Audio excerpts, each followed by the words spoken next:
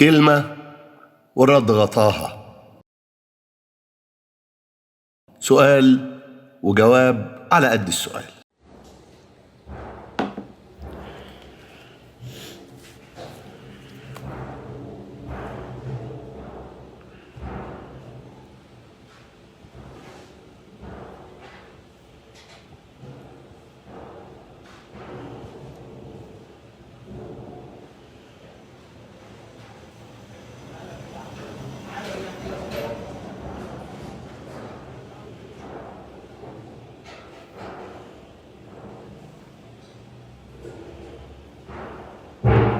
السلام عليكم. طبعا بقالي كام يوم كده بجد حزين وقرفان بسبب مصنع الحديد والصلب في حلوان. المصنع ده اللي احنا اتربينا من خيره، انا واحد من الناس اتربيت من خير المصنع ده. والدي كان بيشتغل فيه، ومصنع ممتاز ومصنع محترم، وفوجئنا بيقولك المصنع بيخسر وهنقفل المصنع. بس انا في حاجات عايز اتكلم فيها بجد لاني مخنوق والله. ازاي مصنع يخسر ملوش منافس؟ يعني ازاي اي مصنع خلقه ربنا يخسر وهو ملوش منافس اصلا؟ يعني انا مش فاهمها بجد. انا يعني عمال مخي مش قادر يستوعبها. القطاع العام عندنا في مصر وادارته فشخوا الواقع، والله العظيم فشخوا الواقع. الواقع بيقول ان ادارة المهندسين لاي شركة بنسبة كبيرة جدا بتؤدي النجاح، ودي احصائيات معمولة على مستوى العالم وخش اقروا. يعني اي مكان يديره مهندس يبقى احتمالات نجاحه عالية. مين اللي عمل لنا السمعة الطيبة دي؟ جاك ويلش. جاك ويلش ده راجل مهندس ميكانيكا، مهندس كيمياء انا اسف، امريكي. كان في مصنع في امريكا طلعان عين اهله اسمه جنرال الكتريك وعمال يخسر. سنه 81 مسك ادارته جاك ويلش لغايه 2001، من 81 لغايه 2001 خلى المصنع ده البروفيت بتاعه والانتاج بتاعه يتدبل 4000%، يعني 4000 ضعف. ونجح المصنع نجاح رهيب وسموه اسطوره الاداره. جاك ويلش ده سموه اسطوره الاداره، وهو ماشي خد مكافاه 417 مليون دولار.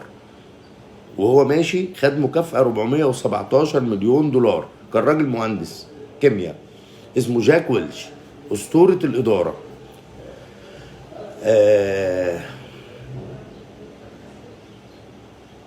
من 81 ل 2001 بيدير مصنع وينجحه ويخلي الانكم بتاع المصنع يزيد 4000 الضعف، 4000. يعني راجل اعجاز يعني. وشركه ليها منافسين. طيب انا بقى عايز بس اتكلم في حاجه، لان والله العظيم الواحد بجد لما بيسمع الحاجات دي يعني مخه لا يستوعب الكلام ده. مصنع الحديد والصلب طبعا بغض النظر عن الذكريات اللي ان انا كنت اصلا اتعلمت سباحه في نادي الحديد والصلب، نادي تبع المصنع، في فريق المصنع، اتصرف علينا من المصنع. يعني ليه ذكريات فوق الوصف مع مصنع الحديد والصلب. اكلت من وجبه المصنع اللي كان بيجيبها ابويا الله يرحمه، كانت شرده ياكلها وكان يجيبها كنت اكلها الوجبه وانا طفل، الوجبه بتاعت المصنع. فاما اسمع ان المصنع بيقفل او المصنع بيخسر لازم مخي مش مستوعب، لان مصنع ملوش منافس. افهم بقى الناس ايه المنافس وايه اللي مش منافس. مصنع الحديد والصلب ده بيحول التراب لحديد، مفيش منه في كل الدول العربيه الا في الجزائر بس، اللي هو بيملك بلاست فيرنس، فرن عالي بياخد من مناجم الحديد الهيماتايد والماجنتايد اللي هو Fe2O3 و Fe3O4 ويحطها في الفرن، ويحط كوك فحم ويحط لايمستون CaCO3 ويبدا يدي حراره وينزل منه حاجه اسمها البيج اير، ويبقى كده هو حول التراب لحديد. يعني العز ما يقدرش يعمل ده، المراكب ما يقدرش يعمل ده، قوطه ما يقدرش يعمل ده، سابق في السعوديه ما تقدرش تعمل ده، كاسكو في قطر ما تقدرش تعمل ده، ان هو مش بيشتغل على الكتريك ارك فيرنس، لا ده بيشتغل فروم ذا بيجيننج، بيبدا من الهيماتايد والماجنتايد اللي هو الاف اي 2 او 3 والاف اي 3 او 4. فالمصنع ده ملوش مثيل، ملوش مثيل. المرحله الثانيه بقى اللي هو العز والمراكبي بيشتغلوا من الخرده. حتى انا بذكر ان وانا في الكليه في هندسه القاهره كانوا عاملين لنا رحله للدخيله في الوقت اللي كان محمدين بيه ماسك الدخيله او العز كان هيبدا يمسك، يعني في الفتره دي. فاحنا قاعدين عاملين كومباريزون، وجاي رئيس قطاع من مصنع الدخيله، اقسم بالله ده حصل، وبيشرح بيقول انا هعمل مقارنه بين مصنع الحديد والصلب في حلوان ومصنع الدخيله، وعمال يقول بقى احنا بنشتغل بالسبونج ايرن والدخيله تكنولوجي ياباني والدخيله مش عارف. قلت له ثانيه واحده يا دكتور، يعني يا باشمهندس انت ما فيش مقارنه. فهو بيحسب ان انا بقول ما فيش مقارنه ان الدخيله اعلى يعني. قلت له ما فيش مقارنه اصلا، مقارنه ظالمه للدخيله. مصنع الحديد والصلب في حلوان بيحول التراب لحديد، الدخيله بيشتغل في المرحله الثانيه بالسبونج ايرن والسكراب. يعني مصنع الحديد والصلب في حلوان لو قفل يبقى ما فيش دخيله وما فيش اي مصنع صلب، لان هيجيبوا الحديد اصلا منين؟ ده هو نشأة الحديد. قال لي يعني هو انت جاي عشان تقفل لنا المصنع؟ بضحك. فما فيش مقارنه، ما اقدرش اقارن مصنع الحديد والصلب في حلوان باي مصنع صلب في مصر، لان ده بيحول التراب لحديد. دي ثروه قوميه، ومصنع مش موجود ولا في اي دوله عربيه الا هو في الجزائر بس، وعدد الدول اللي بتشتغل كده برضو مش كتير على مستوى العالم. فازاي مصنع زي ده يخسر؟ ازاي؟ اصلا ملوش منافس، اصلا مش حد بينافسه، ولا حد يقدر ينافسه، ولا حد يقدر ينافسه، لا دخيله ولا اي مصنع في الوطن العربي يقدر ينافس مصنع الحديد والصلب اللي في حلوان، لان هو المفروض بياخد تراب يحوله حديد. مفيش حد بيقدر يعمل كده، كلهم بياخدوا خرده او سبونج اير يحولوها حديد. فانا مخي مش قادر يستوعب ازاي يخسر. انا بشتغل في السوق ماليش منافس، اخسر ازاي اذا كان مفيش منافس؟ فانا مش فاهم ازاي المصنع يخسر، والله مش قادر استوعب، مش مخي مش قادر يستوعبها. مصنع بيحول تراب لحديد، تراب لحديد، يخسر ازاي؟ برضو مش قادر استوعب. بس كل اللي انا اقدر اقوله ايه؟ الاداره اما تكون الاداره فاشله تعمل اكتر من كده.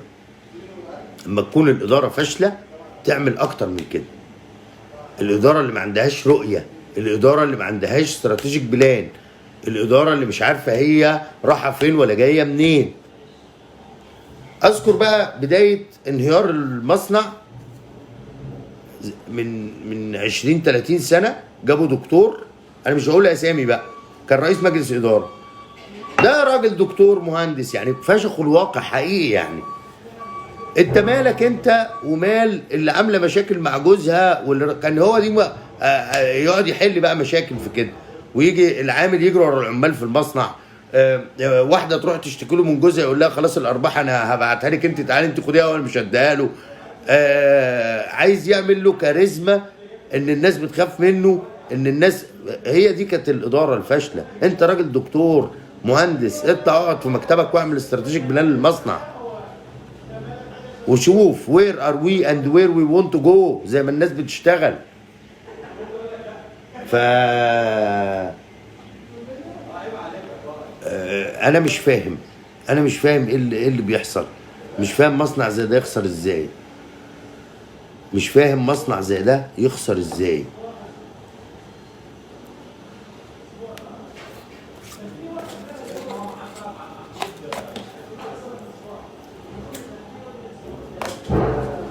مصنع الحديد والصلب ده فيه 4 بلاست فيرنس، اللي هو بيتكلموا على التكنولوجيا. هي التكنولوجيا مش روسي 100%، لان في 2 بلاست فيرنس روسي وفي 2 بلاست فيرنس الماني.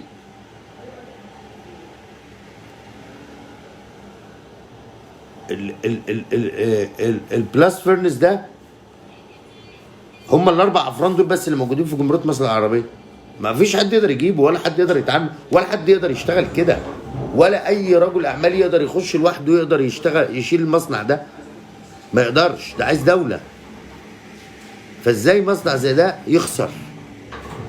ازاي مصنع زي ده ملوش منافس يخسر؟ مصنع بيحول التراب لحديد، يعني لا دخيلة تقدر تنافس، ولا مراكب يقدر ينافس، ولا اي مصنع صلب، ولا السويس تقدر تنافس. مفيش مصنع صلب في مصر يقدر ينافسه، لان كل دول بيشتغلوا من الاسبونج اير او بيشتغلوا من الخردة، ده بيشتغل من التراب. فمفيش ملوش منافس ان يكون بيخسر او ان هو يخسر، الا اذا كانت الاداره في حاجه في الاداره فاشله هي اللي ادت لان المصنع يبقى بالحاله. المصنع مبني على 25 فدان في قطاعات مش موجوده في اي مصنع في جمهوريه مصر العربيه. انا لفيت المصنع ده من جوه حته حته، من اول التلبيد للشرايط للبجراج للافران لكله. ما ازاي يخسر؟ ازاي المصنع ده يخسر؟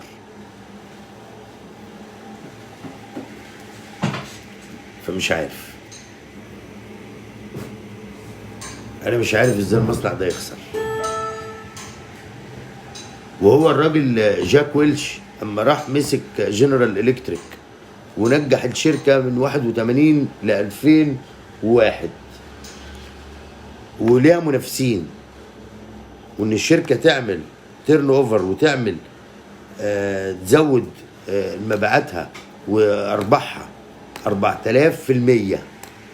يعني قد ما كانوا شغالين 4000 مره، وما عنده منافسين بالدماغ بالمخ. المصنع هيلبس الحلوان. امال اللي انا قفلوه كده النصر للسيارات كمان. الناس للسيارات ده، الناس للسيارات دي مصيبه بقى.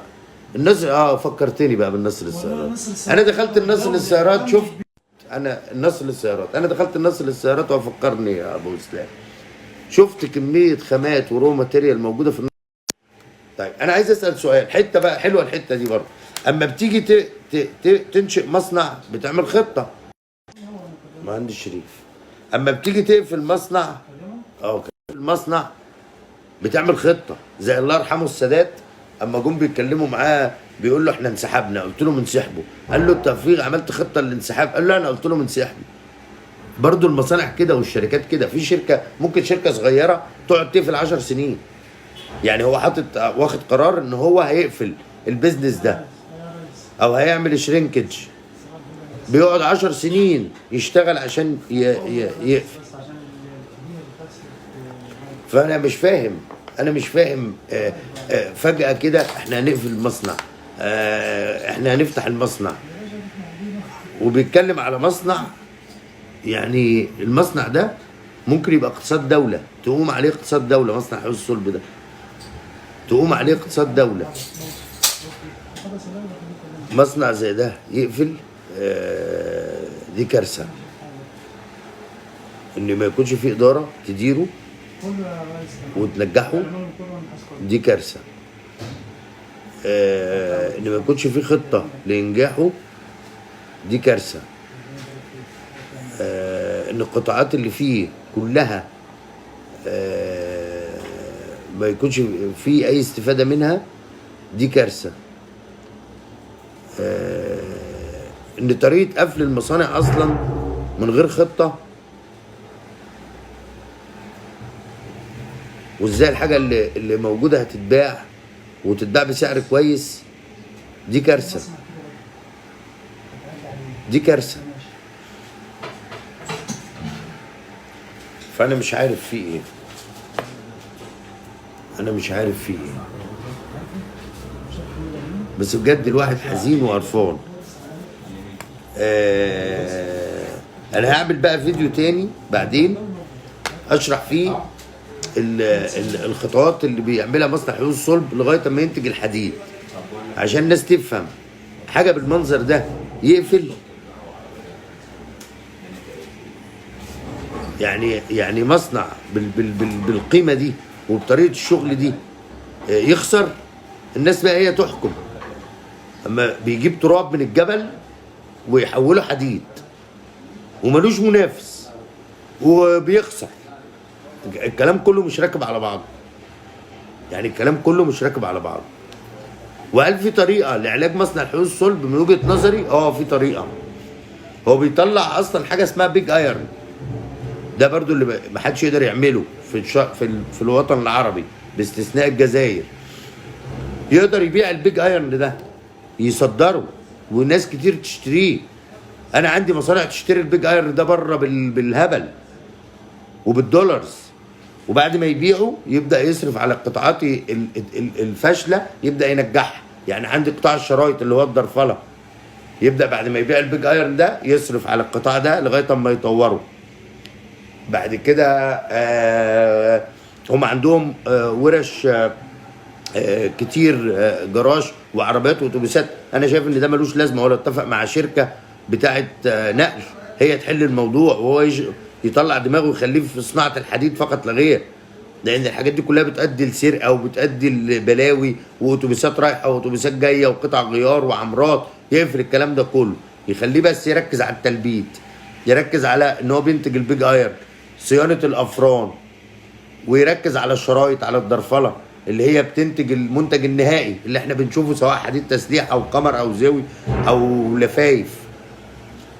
فيبدا الاول يطلع بيج ايرن، يبيعه البيج ايرن ده، يصدره، يدخل دولارز، يصرف على الورش اللي هي بتاعت الدرفله المهمه، يصرف على التلبيد ويطوره، يصرف على الكواليتي، ويبدا يطور نفسه من اول وجديد وينجح.